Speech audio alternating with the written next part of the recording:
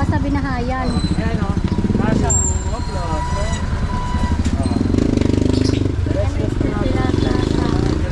Ayan yung market. May market tapos may bahay dito. So bawal po yan. July 7, 2025. May aircon pa. May aircon pa. Ang laki ng aircon. May kasama na natin si Engineer Mark Delfin, ang director ng Parks Development Office, Manila. Ayan, bahay o. Ah, po. Ayan pa. Dalawa. Tatlo. Sir, ano pong gagawin dyan, sir? Papalisin?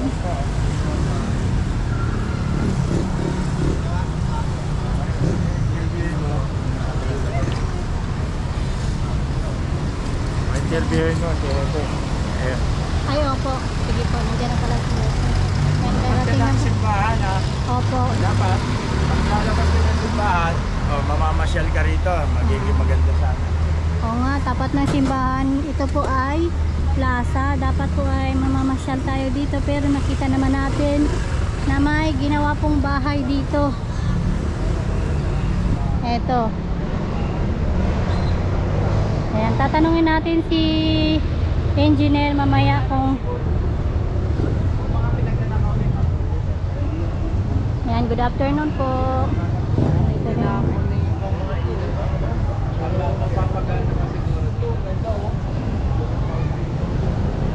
Tingnan niyo yung park, no? Napakaganda. Kaya lang medyo napabayaan. Kaya yung ating kababayan, mga kababayan, inabuso. So, tingnan mo. Sir, ano pong plano natin dyan sa mga bahay, sir?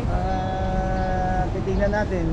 At ang sabi ng buting chairman na nandito, Chairman Mendoza, ay kung kailangan daw at utos ni Mayor Isko, willing naman natatanggap. So kasi sir, plaza to sir, bawal talaga sila. Exactly. Katulad ng mga yan, hindi na masin. Ito may ano, ay nag-iihaw-ihaw. Gusto ba yung mga nandito, yung mga namamasyal? Sir, Sir, yung paano ka makapagmamasyal kung ganito? sir, napansin namin sir, yung mga motor pa siya. Exactly. Oo. Ginagawang parkingan na rin. Ayan o, ginagawang parkingan na rin. Hindi na siya park.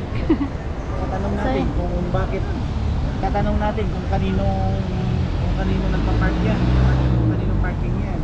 Ito yung sinasabi ni Sir Mark. Parking. Sa barangay din, hindi natin alam. Opo. Sa barangay. So ito po ay Nakikiusap tayo sa ating mga kababayan. Tulungan nila kami. Isa na lang sir, no? Sana. so ito nga po yung ano. Nado ng sulok ng lungsod ng Maynila. Kalugugon ko namin hanggang may park. So aabutin namin at papagandahin namin sa abot ang ngayong makakaya. Kaya yan po ang utos ng ating butihing Mayor Isko Moreno na maging maganda, malinis at maging maayos ang Kamaynilaan. So ayan, sinabi na rin po ng ating direktor ng PDO na kung saan ay sila po ay pakikiusapan kung ano po ang plano dito sa may bahay. Ito ba kayo nagpapapark? Pinayagan kayo ng lungsod ng Maynila na magpapark sa amin? Tayo? Walang tao. Pero supposed to be there. Alam niyo yan, na si Ronoli sobrang bait na butihan siya. Kayo naman dapat na nakakaintindi. Tingnan niyo naman ma'am, ginagawa ng gobyerno natin basa na yung mga tiles na nabasa-basa. Ay, dito kayo nagpapapark ng hindi pa ng dapat. O malasakit lang po. Pero po kasama pa rin na po. Opo, salamat po. Ano yan ha? Kaya mo ma'am, malamang sa malamang gagastos na naman tayo para sa dito rin. Tingin mo ba't nasira yung mga tiles na yan? Ba't sa stand na yan, no? Oh, di ba? Ayan yung mga stand ng motor. Dahil sa pagpa-park natin dyan, nabasag yung dapat di naman natin i-re-repair. Dahil sa pagpa-park yan.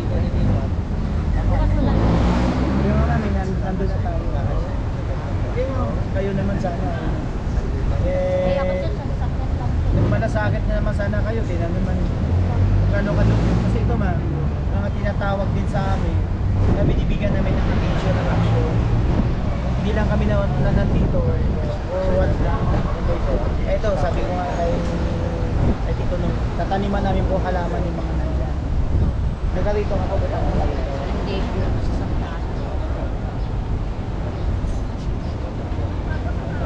Kaya pala wala kang malasakit kasi hindi ka naman.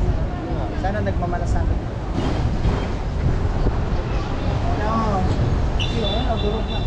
Ayan oh. Durog na. Yung sa center stand ko nababasag yung mga tiles.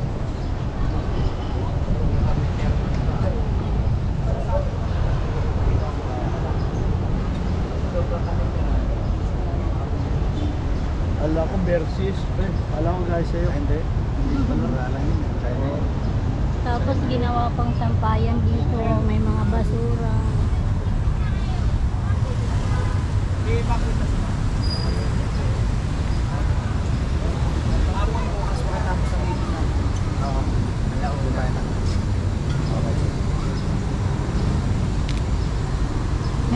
Sa barangay.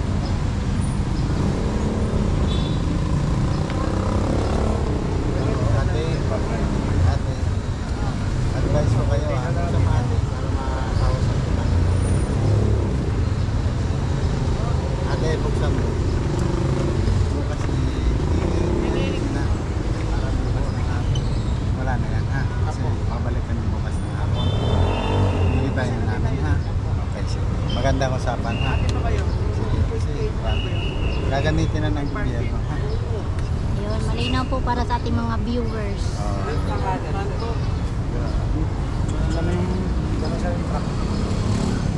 So nakita natin, hindi na siya maganda. Sakit na siya sa mata.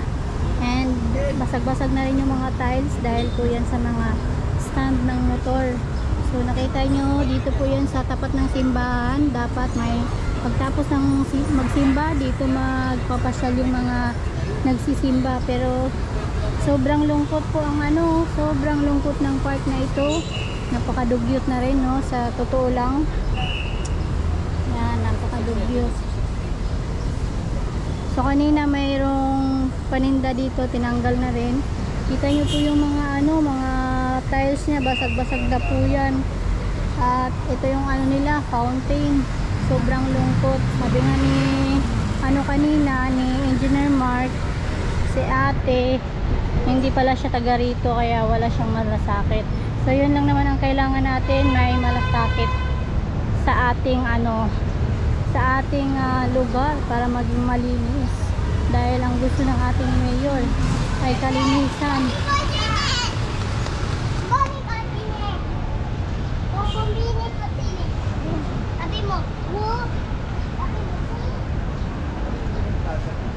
Ito po, may marker yan.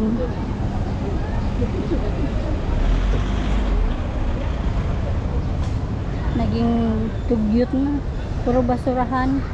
Puro basura. Ayan pa oh.